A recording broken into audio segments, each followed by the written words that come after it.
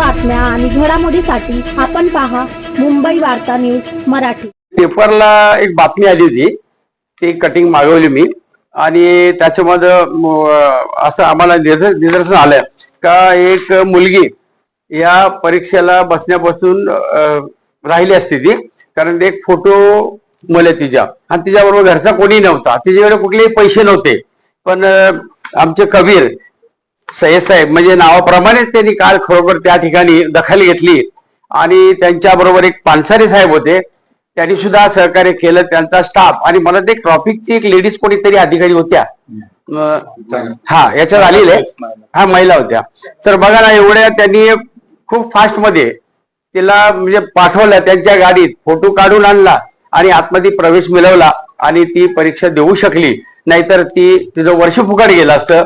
याबद्दल साहेबांचं म्हणजे जेवढं आपण या ठिकाणी बोलू तेवढं कमी आहे, कारण अशा गोष्टी असे अधिकारी क्वचितच असे उदाहरण आहे आणि त्यावेळेला ते हजर असल्यामुळे त्या ठिकाणी हे घडू शकलं, अन्यथा ते या पोरीवर काहीतरी अन्याय झाला असता।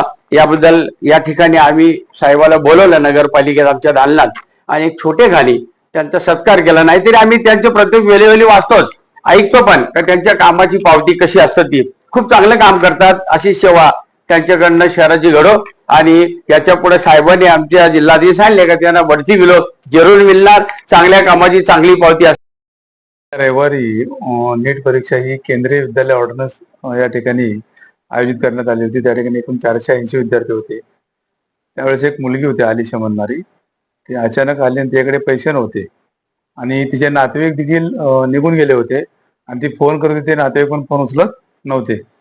तिच्याकडं म्हणजे 100 म्हणजे काही फोटो काढण्या इतकं पण पैसे नव्हते, रडत होती। त्यावेळेस मी आणि आमचे एक API पानसरे आहेत त्याजवळ गेलो आणि त्यांना विचारलं असतं, ती म्हणली की पैसे नाही, त्यामुळे फोटो पण नाहीत आणि मला ऍडमिशन मिळणार नाही। त्यामुळे आम्ही लगेच 200 रुपये दिले, सरकारी गाडीत बसवलं, एक महिला पोलीस अंमलदारात दिलं आणि अर्ध्या पाऊण तासाने ती फोटो काढून आली आणि तिला ऍडमिशन देण्यात आलं आणि ती परीक्षा देऊ शकली त्यावेळेस।